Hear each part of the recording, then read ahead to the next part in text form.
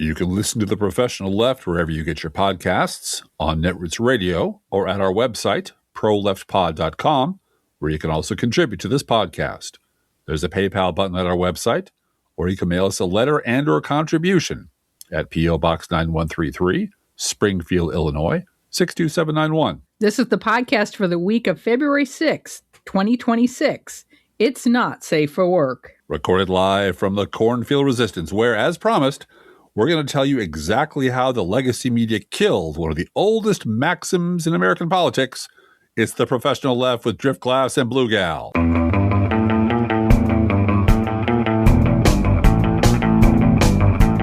Hello out there in podcast land. Hello.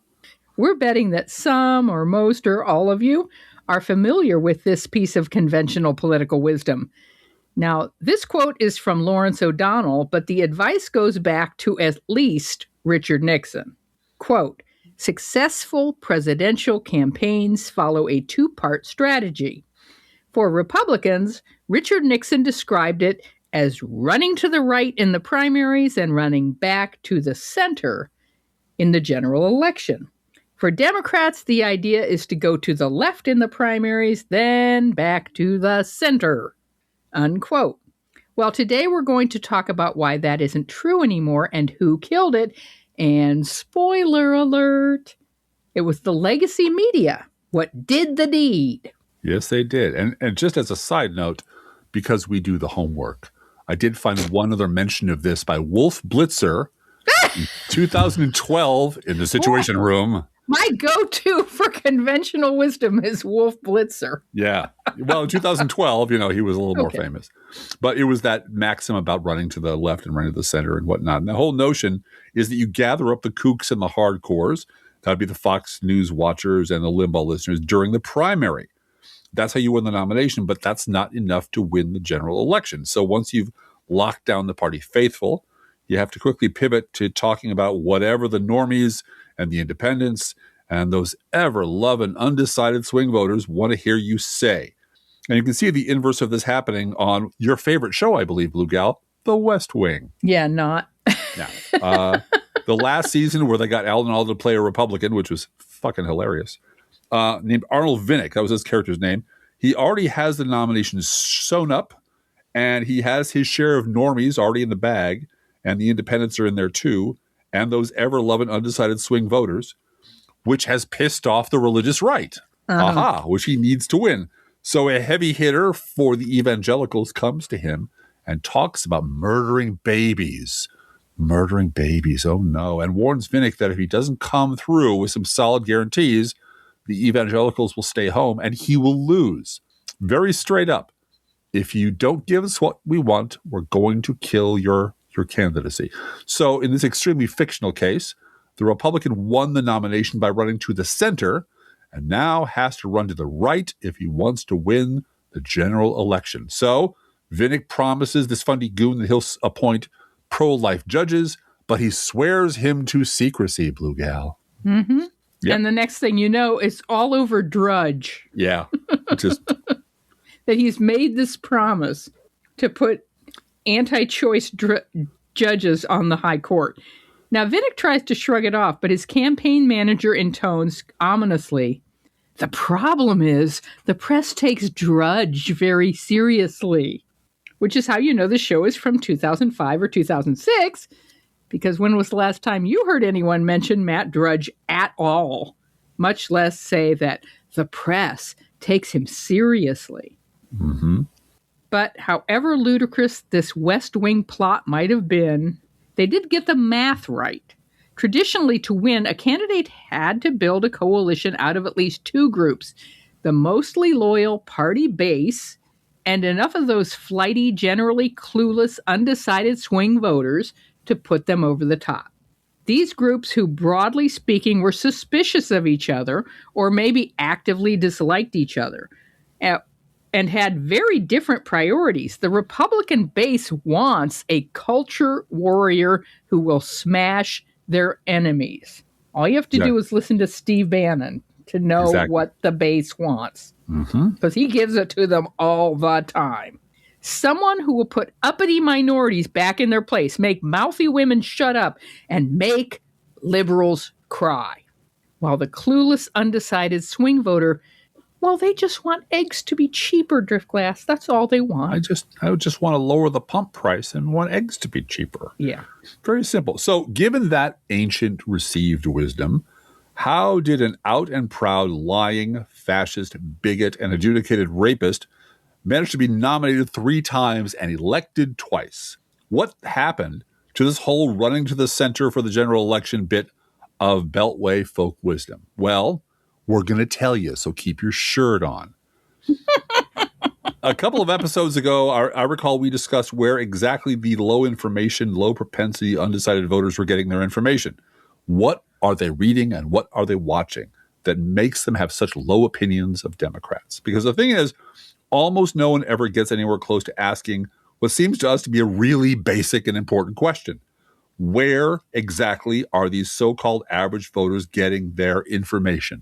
Specifically, how exactly are they forming their opinions about Democrats? Exactly. And given everything that the Trump regime has put this country through, including blatant pro-rapey shit, why have they remained so goddamn aggressively and tenaciously undecided?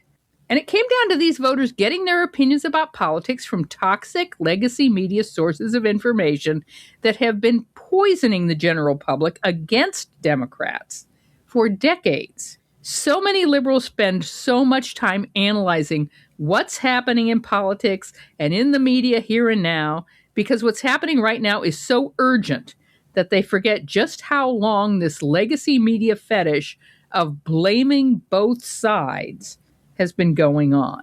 So, to make the point, I went to my archives. And this is from me, little old me, in June of 2005, which is starting to become a very long time ago, Blue Gal. And I'm reacting to Tom Friedman, who still has a job at the New York Times. I'm reacting to his despicable column in the New York Times trying to hang at least part of the collapse of W's Iraqi debacle around the neck of us liberals by blaming both sides. To God. I'm now quoting myself from 2005. For pundits like Friedman, the universe is carefully divided into conservatives, who are wrong, and liberals, who are somehow mysteriously and equally wrong all the time and in equal numbers on every issue. And only Captain Obvious, only Tom Friedman, frolicking across the few lonely yards of sand on his island of reasonableness, can see the truth. It does not matter how many millions of miles the shining path Republicans drag the so-called middle ground to the right. It does not matter the party of Lincoln is now infested from crotch to crown with maggoty segregationists. It does not matter that Nixon looks like a fucking socialist compared to the positions now being advocated by the GOP today. And remember, today was 2005. Yeah. However far into the Armageddonist abyss the wingnuts charge, Captain Obvious will dutifully pace off half the distance back towards where the left, which is the band formerly known as Rockefeller Republicans, happened to be that day, drive his little stake into the shifting sands on the ground and declare that this is where the treasure of comity and reasonableness is buried, and that everyone on either side of his little island is equally and oppositely wrong. And then he will stamp his chubby little feet and whine that no one is listening to him, unquote. And it's shit like this, multiplied by 1,000,000, that the average voter has been hearing from everywhere, every day, for decades. And you know what? It's not just that the average voter doesn't know anything about politics. It's that the average voter doesn't want to know anything about politics. And they damn sure don't want to fight about it. Exactly. They just want to look smart. Exactly. They voted for Trump because in their minds he's not a politician, which means he's above politics. He's a businessman, not a politician. And as I've said many times on this podcast, those voters should all have their car engines worked on by not a mechanic, and their teeth drilled by not a dentist. It's one of the things that these MAGA stars are incapable of writing a bill that has funding in it. Right. Lauren Boebert famously brought a bill to the House floor And Steny Hoyer, bless his heart, had to say, you're missing the part where this bill actually spends any money. Mm-hmm. So it's worthless. Everything you want to accomplish, you have no funding mechanism in it. Back to the drawing board with you. Well, and go ask the average undecided voter, not even a MAGA voter. The average undecided, I don't want to know about politics voter. What is a continuing resolution? They couldn't tell you. They can't tell you. What is a filibuster? Yeah. And how does it work? How does a bill become a law? Who is your congressman? Yeah. And they can't tell you because they're not interested. They don't want to know. And in a way, that's kind of healthy. They want democracy to just run, just operate, without just them. Work. Right. But they don't have to work at it. They take it for granted. Yeah. And that's part of the problem. But they also don't want to alienate anybody, do they, Blue Gal? No, these average voters don't want to alienate anyone. They just want to conform to the easiest, most uncontroversial group opinion in the world. Both sides are pretty bad, you know. Mm-hmm. To hell with all of them. I hate them all. So to sound knowledgeable, they just repeat what they've already heard in the media tens of thousands of times. They complain about what politicians or Congress or Washington and all of those do. What did they do? Mm-hmm. And they're never more specific than that because they don't want to debate. They just want to sound smart by repeating what they believe everyone else believes. And so over time, thinking of themselves as permanently undecided and independent becomes part of their identity. And I want to add to that makes them very gullible. Yes. And very easy to lie to. If but you also very cynical at the same time. Yeah, cynical, but also if you tell them there are 30 million illegal criminals in the United States. Oh, okay. Oh, yeah, we ought to do something about that. Yeah, we should really do something about that. And this isn't even the MAGA crowd. This is just the dumbasses who don't pay any attention to politics, who really should just pick up the fucking user manual once every year. Right.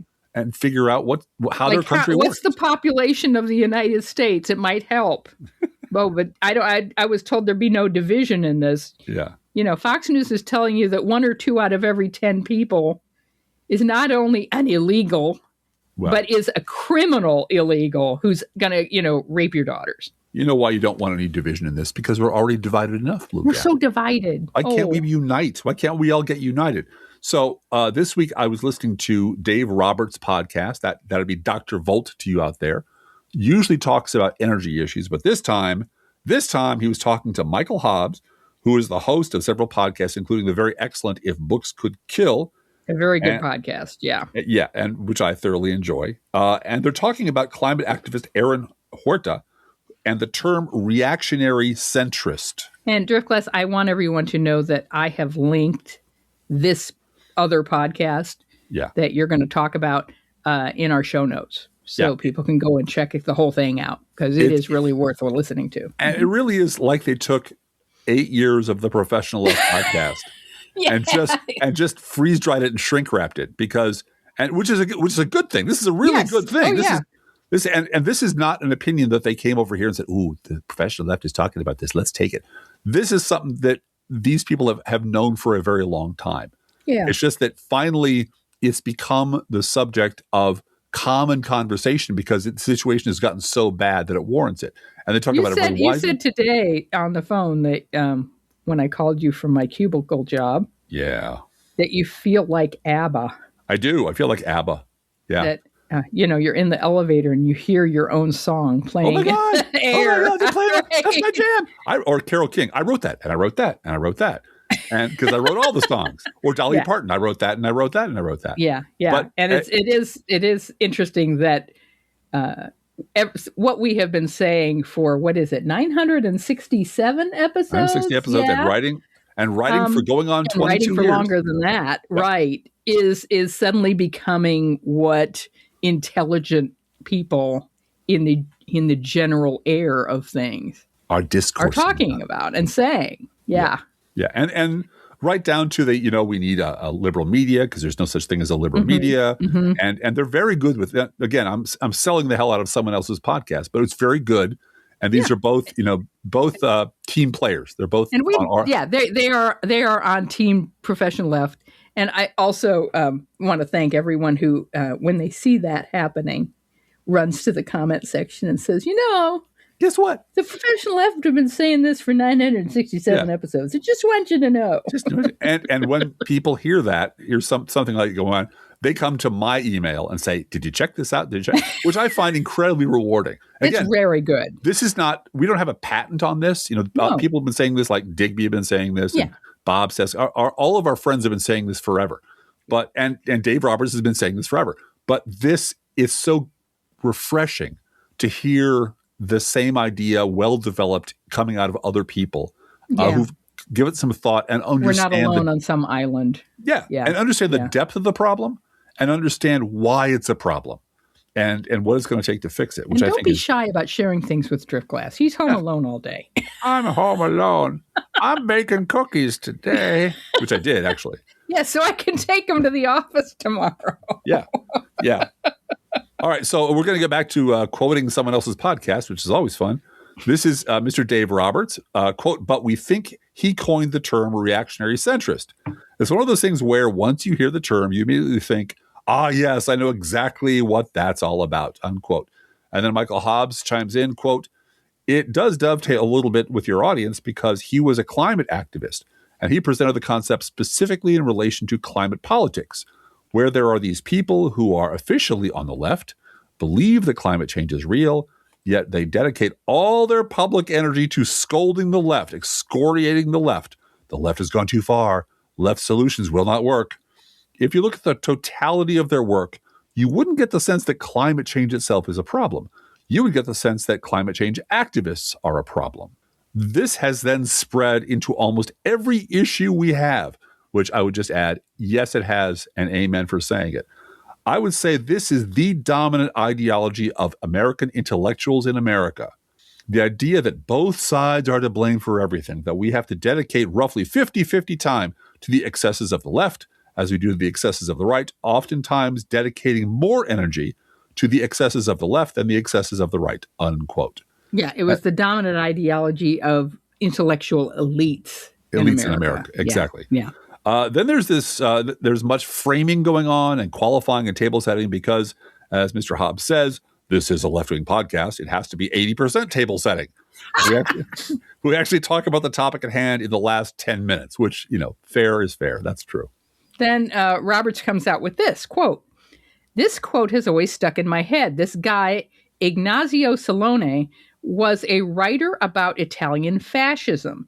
He wrote a book called The School for Dictators.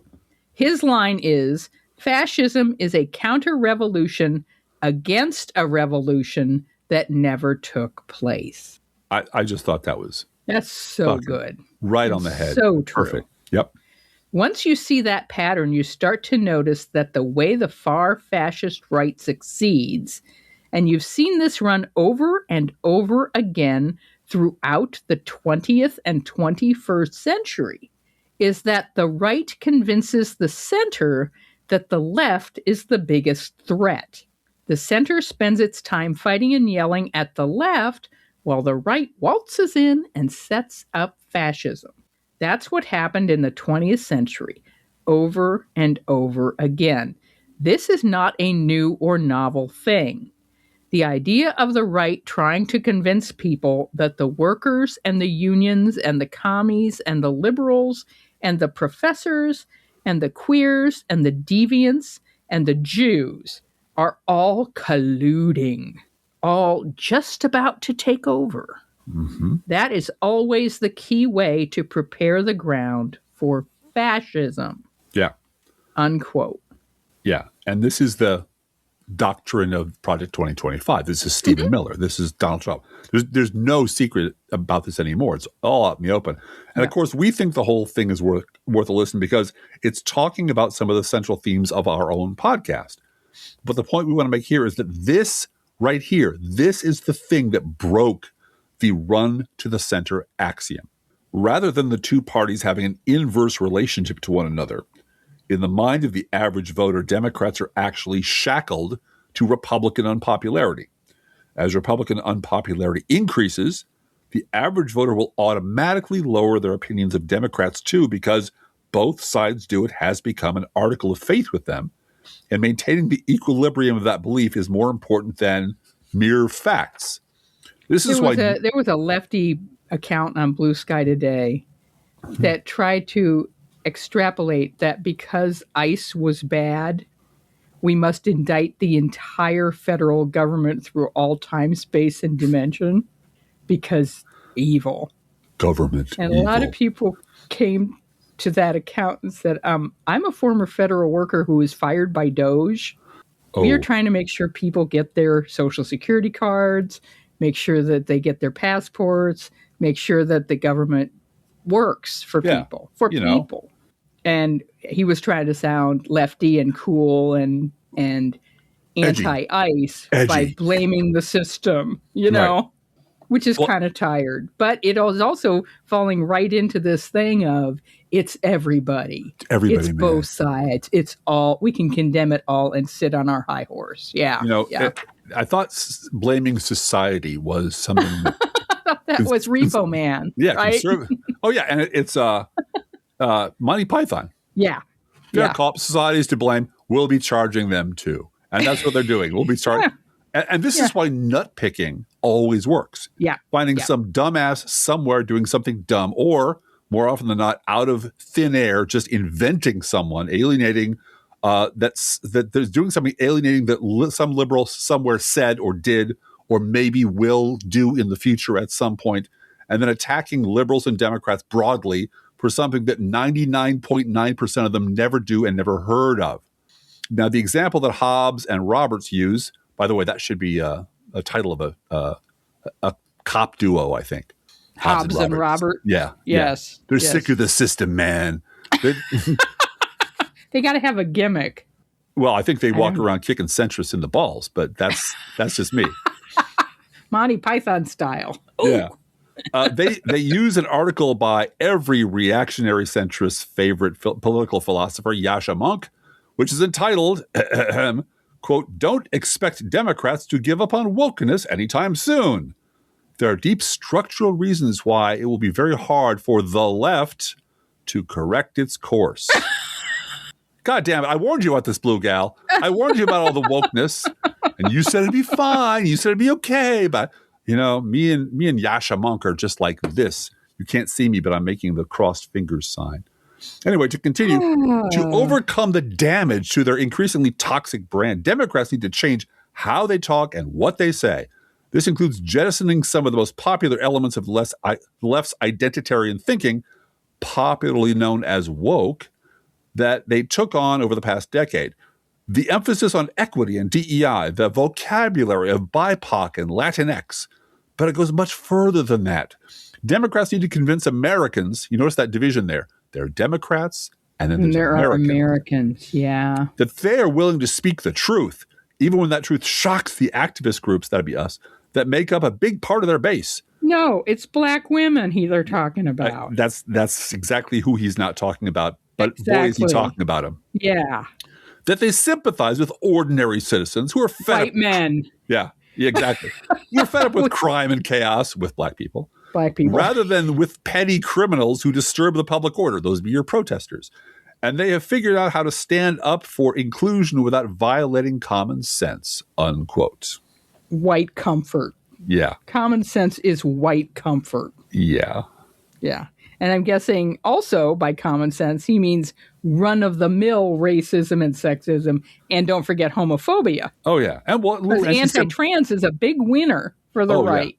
Yeah. And don't forget to sprinkle a little anti-Semitism on top of that. Just, yeah. Just for all flavor. You have to do is say George Soros and you're there. Yeah. Soros. Oh, teachers unions. Oh. It's not just us. This also has Hobbes and Roberts pulling their hair out. Hobbes says, quote, 99% of those Democrats need to do X articles are things Democrats are doing. You cannot find a Democrat, in other words, a Democratic office holder or candidate, who says the word BIPOC. Right. No one has said Latinx since 2020. No one in the 2024 election was saying Latinx. This is something Democrats have already done. Democrats ran to the center in 2024. In fact, that pissed off some hardcore leftists because Kamala was a cop. It sure did. And why? She was too pro-Israel, blah, blah, blah, blah, blah. Got it. But there's this weird punditry thing that is just, oh no, Democrats, they need to run to the center. Democrats need to run in moderation, kitchen table, rather than just trying to figure out why that didn't work, unquote.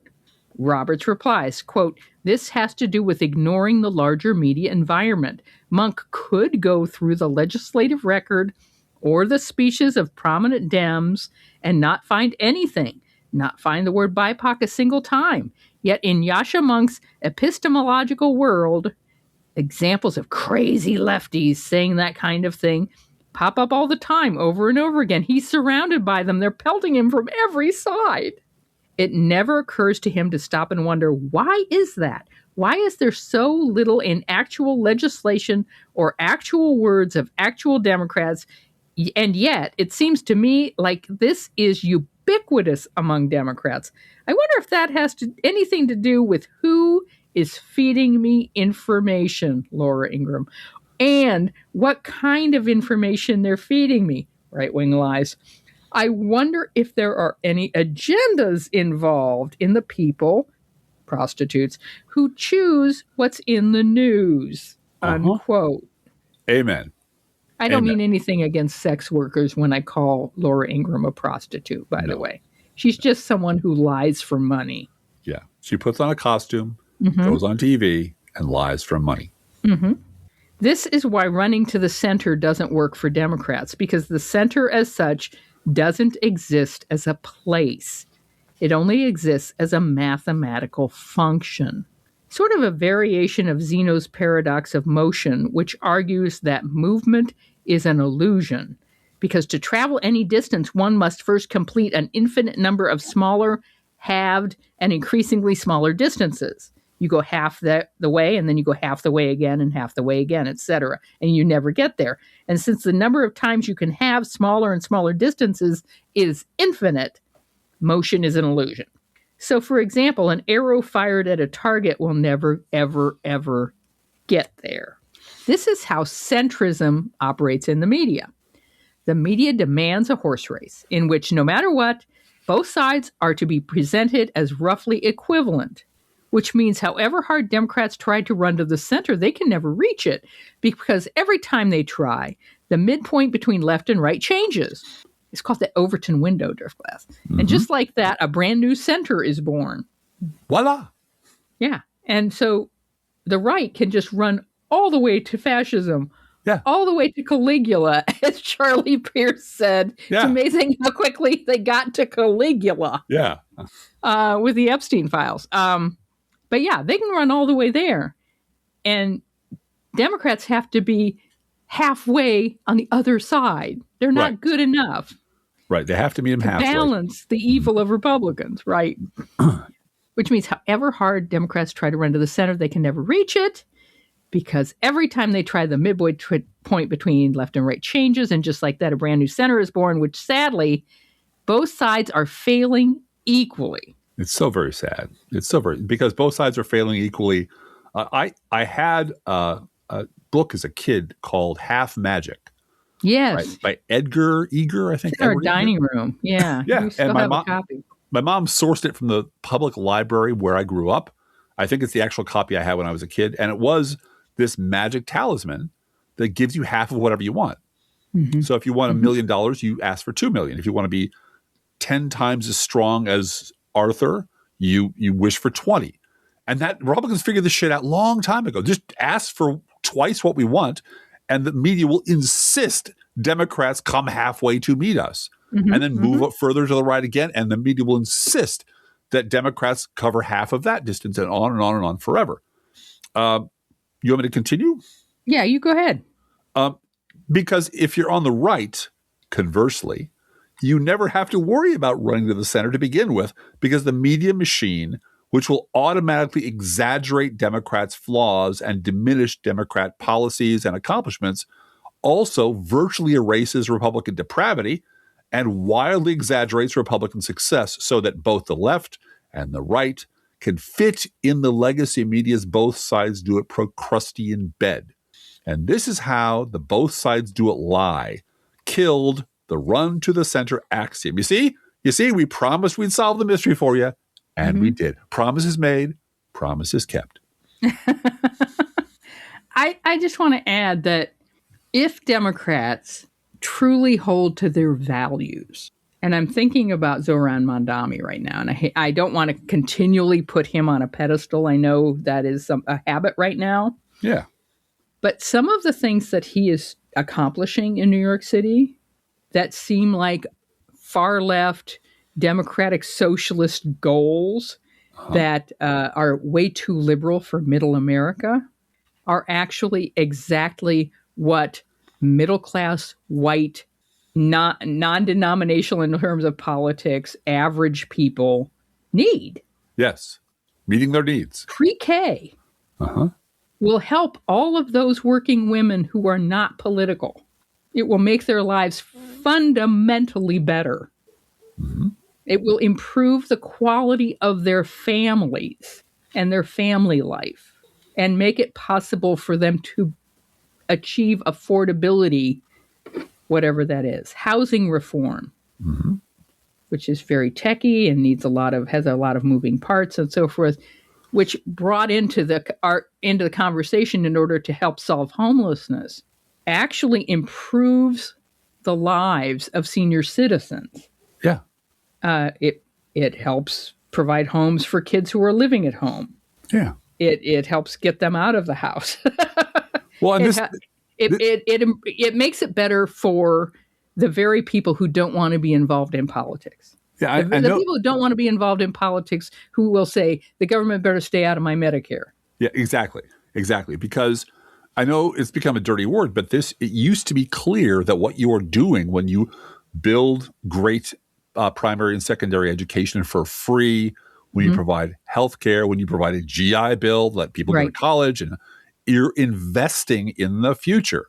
Yeah. You're making people more educated, healthier, and more prosperous, and more able to be mobile and buy things and start businesses, which over the course of a very short period of time becomes good for everybody. It builds prosperity from the bottom up. This is very Bernie Sanders stuff. But it's very basic stuff. And the idea that, Lincoln, I'm sure there's a quote out there about Lincoln. I'm sure I'll misquote it about government is there to do for people what they cannot do for themselves. Individually, 20 moms in your neighborhood will probably not be able to afford daycare. But if you provide for all of them by taxing people and hiring people and providing a safe environment, you're providing them something they cannot afford to do for themselves, which frees them up to do the things that we want them to do. Go to work. Support their businesses, to do... Care for parents, all kinds of things. To be parents, yeah. So these it also reduces domestic violence. Yeah. It does all kinds of, it has all kinds of multiplier effects in terms of improving the community. Which Republicans don't want to measure because it flies in the face of tax cuts will solve everything. Right. Which they manifestly don't. In fact, they just make things worse. I just want to also just mention how much work it had to take on the part of the mainstream media to balance Kamala Harris with Donald Trump. Oh, yeah. It was horrifying. And the color of her skin helped them do that. Yeah, and her gender, too. And her gender, and a whole lot of money from Elon Musk screaming about transgenders. I can't imagine trying to write a book where one candidate had been convicted of 34 felonies and still won within 6 months of the election. Had been convicted of 34 felonies. The mainstream media had to bend over backwards to do the immediate strategic forgettery that allowed us to move on with it. Oh, and now we're going to do the campaign. Right. And now we're going to campaign, and we're going to have both of them on the debate stage. We're going to talk about how Kamala did things. She shook his hand and got him off guard and won the debate. But we're not going to talk about the fact that this guy lied his way through his first term and is convicted of 34 fraud charges. With many more pending. Many more pending. Yeah, we're not going to talk about it. That's all fake news. And all he has to do is say fake news, and it's like that, Men in Black eraser pen. Well, and I've listened to more than enough people carping that Democrats didn't have a primary, and Democrats sold us this, and Democrats, fine. Okay, I take all of that. Great. I'll concede all of that. for the sake of argument, Mm-hmm. there is still no valid reason to have voted for Donald fucking Trump. Nope. Joe Biden in a coma is a better president by 1,000% than Donald Trump. And was a great president, in my opinion. Was a great and president. I stand by that. And Kamala Harris would have been a very fine president, would have been spectacular compared to Donald Trump, because we have two choices. Yeah. And people who are griping and bitching, I didn't want to vote for her this. I didn't know what. Democrats failed me. They didn't do that. Fine. I will concede all of that. At the end of the day, it still doesn't fucking matter. It's a rounding error. Yes, your ballot said Trump and Kamala Harris. Yeah. That's what your ballot said. It's a rounding error compared to the catastrophe that you argued us into, that you stayed home and refused to support, that you voted against. And you voted by sitting on the couch and bitching. Yeah. Yeah. And I really hope you learned a fucking lesson. I hope it sticks. I doubt it, because some people like to bitch.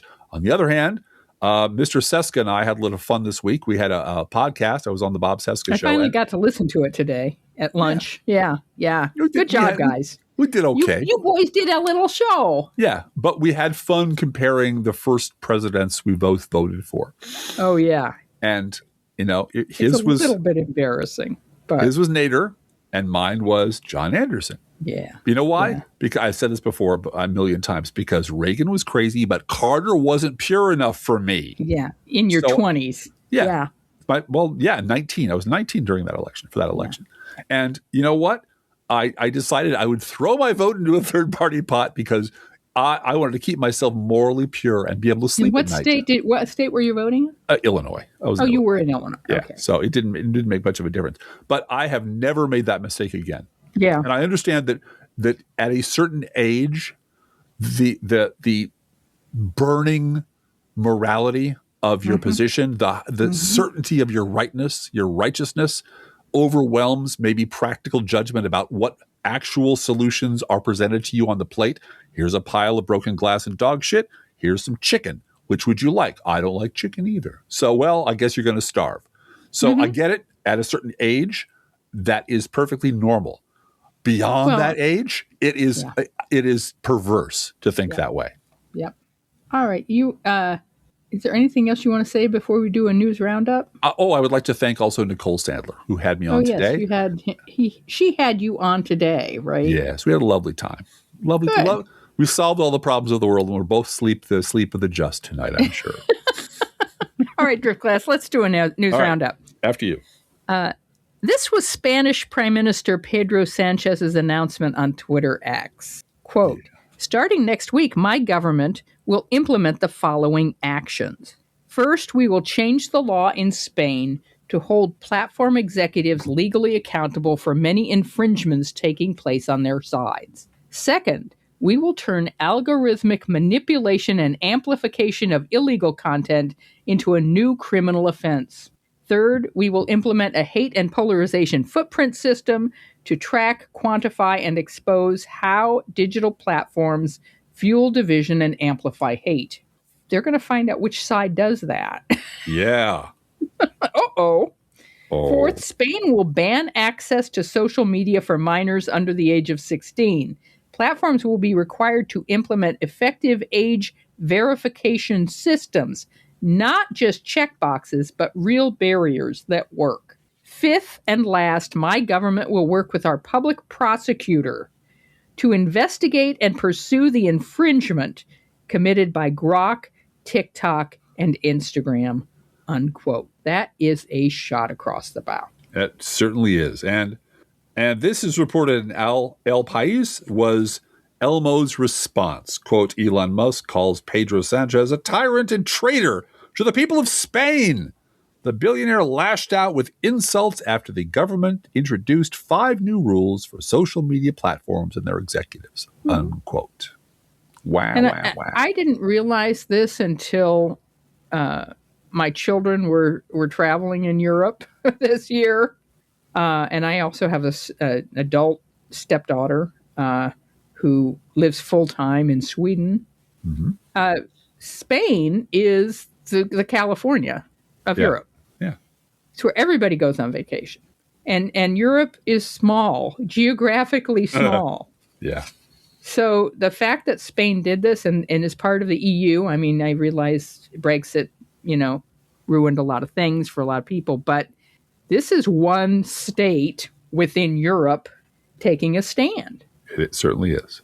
And I frankly hope that the next Democratic president does some drone strikes on some server farms and just says, I know where you are, and we're going to do it at midnight, even though we know you run 24 hours. Mm-hmm. There might be some civilian damage, and I'm sorry about that. I really am. But you are poisoning our water every day via the internet. And it's violence against us, and we're going to respond and take you out. Mm-hmm. This is war. Well, yeah, we're going to make war on some machines. Yeah, we're going to make war on some machines. And if we can shut them down electronically and put guardrails on Elon Musk and Threads and Facebook and all the other ones and all those other people, Zuckerbergs and all those folks, and just say, you're responsible for what happens on your platforms. Well, as I used to teach in the Computer 101 class I used to teach at Columbia College, now this might be apocryphal, I don't think it is, but you know where the word sabotage comes from, Blue Gal? No. It comes from rug makers, people who weave for a living, used to weave for a living, who are being replaced by mechanical weaving devices. Oh, yeah. The Dutch, I believe. And they would throw their wooden shoes into the works to stop the machine. And those wooden shoes are called sabot. And therefore, sabotage was to stop the machine. Stop the machine. And sometimes you have to stop the machine. And I think that's where we've gotten. I know there's a lot of people that want a free internet and want it to be open and want open source and want open this and so forth. And I get that. We need to stop the damage. Somebody should have stopped the QAnon bullshit when it was happening. Well, there was an attempt to do that. There was. Mark Zuckerberg did some things, yes. and Twitter did some things. I spent 5 terms in Twitter jail over nothing, and then I was banned for life, and then I appealed a year later, and they said, oh, that was a mistake, which was all messy and dumb. But it really has become such an overarching element in every part of everyday life for and using way our too many First people. Amendment against, not just against institutions, but against the safety and security. I now sound like a Rockefeller Republican. I realize that. You do. But I still love you. This things are just going too far. And personally, I want to see Fox News shut down. And there's a way to do that. And you do it by taking a page out of Donald Trump's book, and every time Fox News tells a lie, you sue them. For $10 billion. $10 billion. Right. And you throw the entire DOJ at them. And you throw the entire DOJ at them, and then you make them go to court and defend what they said. Right. Every time. And then they have to share methods and operations of how they put that information on the air. Yes, they do. And you will get people under oath having to explain why Sean Hannity said Benghazi 1,300 times. Or with just a siren going. Or just watch the loudest voice in the room. Yeah. Or Bombshell, which is where they explain, look, the average news story should frighten your grandmother and make your dad angry. Yeah. You should be and anyway, let's get back to the news. Sure. I'm now going to read aloud from, I believe it's the Daily Beast. Is that correct? Yep. From the Daily Beast. Actually, why don't you go ahead and take this one? I'm going to read from the Daily Beast. Sure. Yeah. Quote, CNN data guru stunned by Trump's free fall with key demographic. There's actually several key demographics that Trump is falling in, but this particular one, CNN data analyst Henry Enton said that President Donald Trump's polling with Latinos is collapsing at a rate that he's rarely seen before. It's collapsing at numbers that no one has ever seen before, I think, to paraphrase President Donald J. Trump. I know that you wanted to say Latinx. I know you did. I can just feel it. I didn't want to say Latinx. But you're exercising message discipline. I am not. That Yasha Monk said we have to exercise. From the Daily Beast. Okay. The 37-year-old data guru revealed on Wednesday's CNN News Central that the 79-year-old president's focus on deportations has led Latinos' overall approval of Trump to plunge 23 points since the start of his term. Let's just take a look at Trump's net approval rating among Latinos. You go back a year ago, right at the beginning of his second term. Wasn't too bad, right? About 5 points underwater. Mm-hmm. A lot of Republicans would really like that. Latinos were a key voting bloc that swung toward Trump in the 2024 presidential election. Trump won 46% of the Latino vote, marking a 14-point increase from the 32% he won in 2020. Enton analyzed how the Trump administration's deportation operations have crushed the president's favorability with Latinos ahead of the 2026 midterms. Enton said that Latinos were split on the president's deportation plans at the start of his second term, with a CBS News YouGov poll scoring Latinos at even on deportations. But after a year of deportations harming the Latino community, that number has plummeted to minus 34 points. You rarely ever see a 35-point decline over a year, but it is happening with Trump among Latinos on his deportation program, Enton said. No, no, no is what the Latino community is saying, unquote. And then there's this attempt at gaslighting around the Texas special election that Trump tried to pull off and failed at spectacularly. First, there was this Trump Truth Social post on January 30th, 2026. Quote, I'm asking all American First Patriots in Texas 9th State Senate District to please make a plan to get out and vote on Election Day, Saturday, January 31st, for a phenomenal candidate, Lee Wamsgams. She is a highly successful entrepreneur, an incredible supporter of our movement to make America great again. My very good friend, Lieutenant Governor Dan Patrick, needs a strong conservative Republican in SD 9 to keep Texas red. The radical left Democrats are spending a fortune to beat a true MAGA warrior, Lee Wamsgams. You can win. I'm mispronouncing the name on purpose. I'm just having too much fun with this. You can win this election for Lee, who has my complete and total endorsement. Put a pin in that. Please make a plan to get out and vote for Lee Wamsgams in the January 31st special runoff election. Find your closest polling location here. Lee will never let Texas or the U.S. down. President DJT, unquote. And then this was reported as news on Newsmax the next day, the day of the election. Today's the day, Trump wrote Saturday on Truth Social, to all voters in Texas 9th State Senate District, get out and vote for a phenomenal candidate, Lee Wamsgams. Then on Saturday, once the votes were counted, this is from Mediaite, quote, Trump flails after candidate he endorsed got clobbered in Texas district he won by 17 points. I had nothing to do with it. President Donald Trump pleaded ignorance, which I can certainly believe, Sunday when asked about a Texas Republican he endorsed just days before losing big in a deep red district Trump had carried by more than 17 percentage points. Wamsgams ended up losing by double digits to Democrat Taylor Remet, a local union leader. When asked about the trouncing at Mar-a-Lago on Sunday, Trump scrambled to distance himself from the unflattering result. I don't know, Trump said. I did not hear about it. Somebody ran it where? Several reporters clarified that they wanted his reaction to the Texas race. I'm not involved in that. That's a local Texas race, Trump said. Another reporter added, you endorsed the Republican when Trump cut him off. You mean I won by 17 and this person lost? Things like that happen, the president said. Does it worry you? A reporter began. Well, you don't know whether or not it's transferable, but I'm not on the ballot, so you don't know whether or not it's transferable. What can I say? I have nothing to do with it. No, I don't know anything about it. I mean, I know there's a race going on there. That's too bad. What can I say? I have nothing to do with it, unquote. Far cry from complete and total endorsement. 2 days prior. Yeah, and that's the kind of pep talk you want from your coach. From your party. Yes, from I your have party nothing to do with it. Fuck you all. I don't even know this person. I'm not on the ballot, so fuck you. Uh-huh. Yeah. Also, we want to mention that one of the Republicans running for governor of Illinois. Yeah. His ads say Trump Republican. Yeah. Let's get him in that. Let's get him through the primary, shall we? Let's send him $5. Let him spend his own money on those ads. Yeah. I'm a real Trump Republican. I'm a real Trump Republican. Yeah. going after J.B. Pritzker's tax and spend Democrat leftist. That'll do it. That's going to get that 30% out to the polls, honey.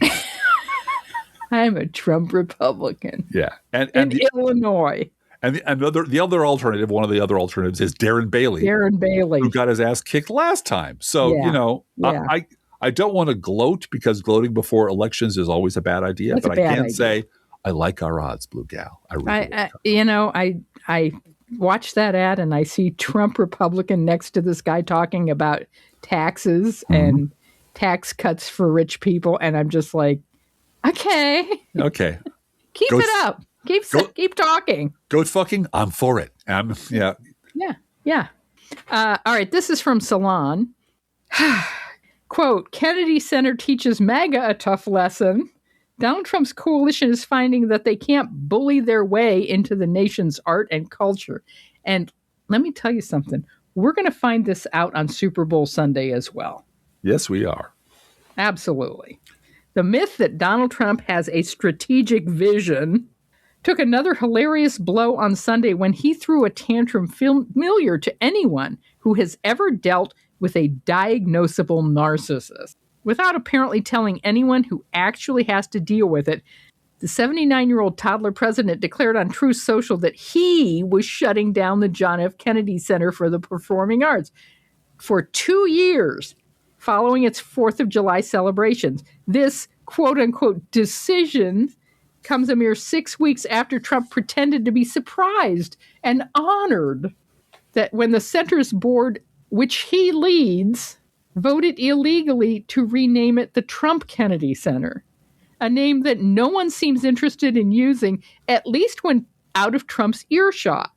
The president claims the closure, which will likely last the rest of his term or the rest of his life, whichever comes first, whichever ends first, is about construction, revitalization, and complete rebuilding.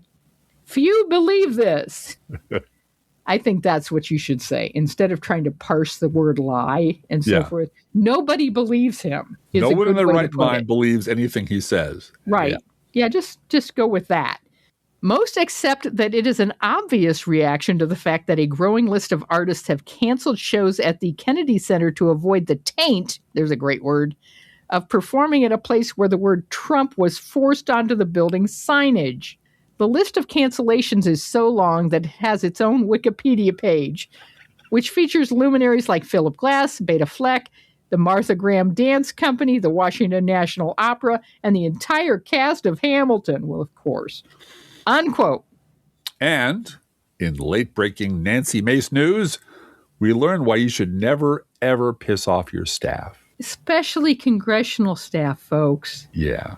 Photos of Nancy Mace getting hammered are going viral after she absurdly claimed that she doesn't have a drinking problem because of a genetic disease that prevents her from imbibing. The images were shared by Mace's former communications director, Natalie Johnson, who calls Mace's claim her funniest, most brazen lie to date. Because of this genetic condition, I'm unable to consume much in the way of any alcohol at all. I'm not even supposed to, stated Mace, adding that I do socially occasionally. It would cause all sorts of disease on my organs and cancer, etc., shorten my lifespan, and I love living. I love life, so we're not doing that. Judging by her photos and the remarks of former staffers, Mace drinks a lot more than occasionally. Look, when I worked for her, our purse scheduler was getting calls at 2 a.m. to come bring her bottles of tequila, said one staffer. Unquote. I had a friend once who had that genetic condition. He didn't drink tea. Yeah. No, this is bullshit. Yeah. And as I said, you and I have both known people who worked for governors or members of Congress. Their star is hitched to your wagon.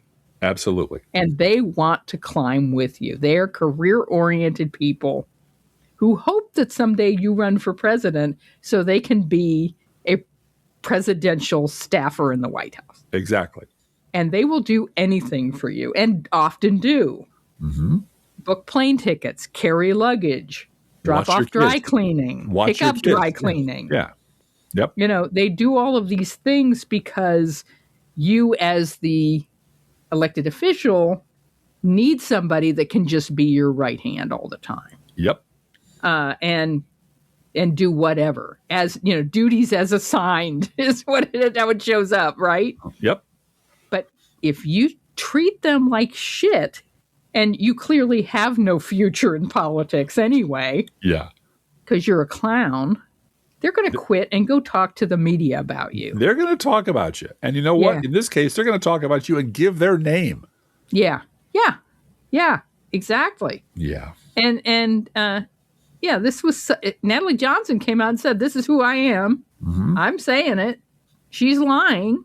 I was there. Here are photos of her drinking, partying." And you know what? Nancy Mace is not Donald Trump.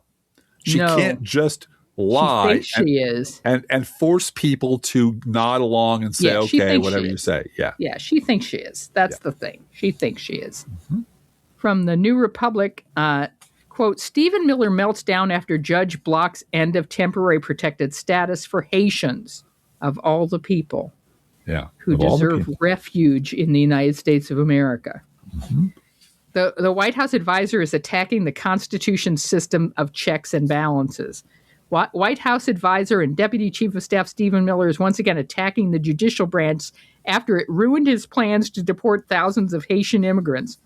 On Monday evening, a federal judge in Washington, D.C. temporarily blocked the Trump administration's efforts to terminate Haitians' temporary protected status, which was supposed to end on Tuesday night.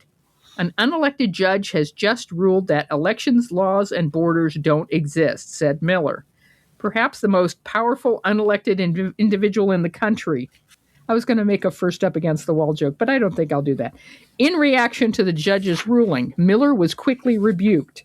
Nope, a judge who was nominated and confirmed according to the constitutional process just issued a ruling interpreting the law, holding that the administration was lawless. And now I've got to admit that was David French saying that. If you disagree with the ruling, you can appeal. That's how the law works. He's right. That's a stated fact. This isn't the first time basic judicial oversight has caused Miller to throw a tantrum. He doesn't believe in the Constitution or checks on the presidency. No, it's not just disbelief. He despises the Constitution. Yeah. He wants to be the dictator and the power behind the dictator. Yeah. Last April, as judges ruled against President Trump for suspending due process to deport people, Miller complained about the rogue radical left judiciary, so many of whom were appointed by Bush. I'm sorry. Mm-hmm. And when judges blocked Trump from sending the National Guard to Portland, Oregon, Miller went online and called the ruling one of the most egregious and thunderous violations of constitutional order we have ever seen, unquote. Oh, as a brief aside, if you haven't seen Ian McKellen on the Stephen Colbert Show talking about immigration, and doing Shakespeare, Shakespeare's speech of damning people who insist on running the immigrants out of the country, it is beautiful. It brought me to tears, and it's freaking amazing. So. I could you add that to our show notes, honey? Yes, I will. Because I saw that today. I went, God damn. If you're not moved by this, you're just dead inside. Speaking of people who have opinions about immigrants that I thoroughly agree with, news from a Minneapolis Speedway gas station where the manager denied service to U.S. Border Patrol Commander Gregory Bovino. When asked why he refused to sell gas to the Border Patrol goons, the manager's answer was direct, because I wanted to. I don't support ICE, and nobody here does. The manager said, when asked if he thought denying service was based on someone's job as a federal agent was legal, the employee didn't back down. He said, if it's illegal, I personally don't care. Commander Bovino stayed silent when asked about the situation outside the store. It's not Shakespeare, but it's still beautiful. Yeah. And from The Guardian, Donald Trump has been accused of corruption, plain and simple, after it was revealed that a member of the Emirati royal family was behind a $500 million investment into the Trump family's cryptocurrency company. I'm working in a cubicle job for health insurance, guys. Yes, you are. Mm-hmm. I took a pay cut to get health insurance, too, by the way. Ethics Ethics experts say the deal, struck just days before the U.S. president's inauguration last January, amounts to a deep conflict of interest for the White House, amid calls for a congressional investigation into the transaction. Months after the deal, the Trump administration announced that the United Arab Emirates would be allowed to import 500,000 of NVIDIA's powerful AI chips, overriding concerns that the deal could eventually allow China access to the technology. The January 2025 investment was backed by Sheikh Tanhoun bin Zayed Al Nahyan, a powerful official in the UAE government. Tanhoun is the brother of the country's president and serves as both national security advisor and chair of the Emirates' $1.5 trillion wealth fund. He's a busy man. He's a busy man. Yes, he is. Donald Sherman, president of the Citizens for Responsibility and Ethics in Washington, or CREW. And by the way, in a Bluegel administration, only CREW lawyers would be heading the Federal Elections Commission. We Hell get yeah. all the partisans out of there and have ethics lawyers running the entire thing. You have my vote. Yeah. Kicking you all out. Don't care. We're going to just have ethics lawyers, period. Anyway, they are here called by The Guardian a powerful government watchdog group. They aren't as powerful as they used to be, but they're still on the side of the angels. Said the deal is blatant, disgraceful conflict of interest and a possible violation of the Constitution's federal emoluments clause. Where have we heard that before? He was violating the emoluments clause all through the first administration, too. Yeah. This is not, I mean, that's not even a news roundup. So was the people around. Kellyanne Conway was, pulling She was shit. just saying, fuck you, I'm going to violate the Hatch Act. Mm-hmm. That's what I do. Yeah. Thanks to this latest monetization of the White House, the American people will have to question whether Trump administration policies affecting the UAE are in the best interest of the public and American workers. Yeah. Or a foreign nation that padded the president's bottom line, Sherman said. 4 days before inauguration, Tanhoun's emissaries agreed to acquire a 49% stake in World Liberty Financial. Now, isn't this what, like, General, what's his name? Flynn? Yeah. Was trying to do at the first inauguration, be on the phone making deals with Russians? Yeah. For oil leases and stuff like that? This is just blatant. You just got to be blatant. Don't hide it on a phone call. But it was before. At the inauguration. It was before the inauguration. Before the inauguration. Not illegal. It's after the election. But it's not illegal because he's not yet president. Uh-huh. Yeah, it is. Yeah, of course it is. This is immoral and unethical. This is bribery on a massive scale in plain sight. Yeah. This, by the way, just to step away from this for a minute, from the 30,000 foot level, this is the most corrupt administration in American history by orders of magnitude. There's nothing to compare this to. This is looting the treasury, taking bribes from foreign countries, giving away our shit. The outlets. Yeah. On a scale that no one's ever heard of before. He's made $1 trillion in a year. $1 billion in a year. $1.4 billion. $1 billion in 1 year for himself. Just stuff in his pockets. And his base are like, yeah, but the he's trans. a businessman. What do you want? He's a businessman. What about the trans? So what about them immigrants? Just rubes, man. Rubes. Yep. 4 days before the inauguration, Tanhoun's emissaries agreed to acquire 49% stake in World Liberty Financial, a cryptocurrency company. That means money laundering. Yeah. Co-owned by the Trump family for $500 million, according to the Wall Street Journal, which first reported on the deal. Documents seen by the Journal indicate that Tanhoun paid the Trump family and entities affiliated with Steve Witkoff, co-founder of World Liberty and Trump's envoy to the Middle East, I'll bet he is, half of the investment up front, with $187 million going to Trump entities and $31 million going to Witkoff's. The payment came from Ariam Investment, a Tanhoun-backed company. Mm-hmm. That was a good investment for the UAE. Oh, it was great. Now, what about the fourth estate that's supposed to be guarding us against all this bluegrass? How's the media doing today? God. This is from the BBC, also from today. Quote, Washington Post announces sweeping layoffs as it scales back news coverage. The Washington Post has announced it's laying off 1/3 of its workforce, sharply scaling back the paper's coverage of sports and foreign news. The cuts, announced on Wednesday, will impact employees across departments with roles in the newsroom, local and foreign sections hit particularly hard. It marks the latest upheaval for the leading U.S. newspaper, which is owned by billionaire Jeff Bezos, the founder of Amazon. Executive editor Matt Murray said the cuts would bring stability, but the announcement was met with condemnation from the paper's employees and some former leaders, one of whom described it as among the darkest days in the history of the storied paper. Marty Barron, who, by the way, is all over everywhere today, and you should seek him out and listen to what he has to say. World, yep. And sorry to friend Charlie Pierce, this was one of his former bosses, who he has nothing but reverent things to say. Marty Barron, who served as the Post editor until 2021, called it, quote, among the darkest days in the history of one of the world's greatest news organizations.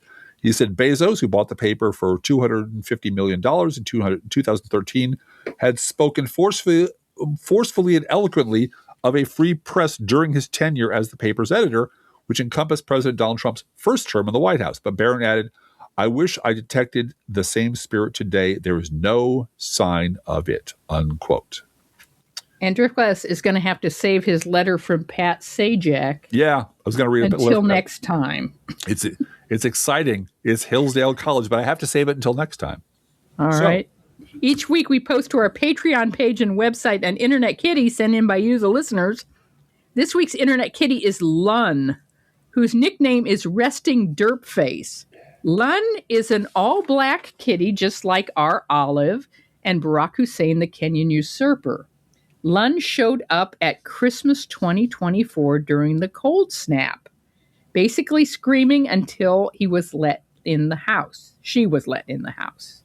That's just like Olive, Driftglass. Exactly. It's our eerie. Olive. It got too cold for Olive, and Olive walked in and said, I'll live here. And that's Olive. Mm-hmm. Oh, you've got a potty box? I'll go potty in the potty box. Oh, you've got food? I'll eat food. And now I live here. Mm-hmm. And, of course, Lun eats freshly poured cat food, our fake sponsor. Whether you serve Pet Store Perfection or Dollar Store Dreck, your cat will sit on the kitchen floor, give you that resting derp face, and demand that the food they eat is only freshly poured. Freshly poured, freshly poured. Oh, my Lord, it's freshly poured. And you can visit Lun, a.k.a. Resting Derp Face, at our Patreon page, patreon.com/proleftpod, or our website, proleftpod.com. And you can send your internet kitty, dog, or other pet to us at our email address, proleftpodcast@gmail.com, where you can also write to both of us. Feel free to write us. We love hearing from you. Be aware that if you write to us at any of our addresses, we reserve the right to read your email or U.S. Postal Service Go Postal Unions letter on the air unless you say otherwise. And this is some late-breaking news, Blue Gal. We are discontinuing the Gourmet Coffee Guidelines because the United Arab Emirate has bought a 49% stake in our coffee guideline for $500 million. So fuck y'all. This podcast is over and we're going home. Blue Gal, we're going on a 2-year cruise around the planet. Oh, my mistake. I just hallucinated all that. You sure did. So this is your friendly reminder about our Gourmet Coffee Guideline. If you're able Which is back. It's back. It's back and better than ever, baby. If you're able to treat yourself to an espresso-based beverage, we ask you to consider treating us to one as well. This obviously isn't charity. This is how we do what we do. So if you can spare $5 a month, we'd be very grateful for your support at patreon.com/proleftpod or Venmo, and then look for The Professional Left. Please also help us continue to grow by doing the easiest thing in the world, sharing the show on social media. And if you love this podcast, introduce it to a friend. They might get along. And thank you so much for helping us keep it going.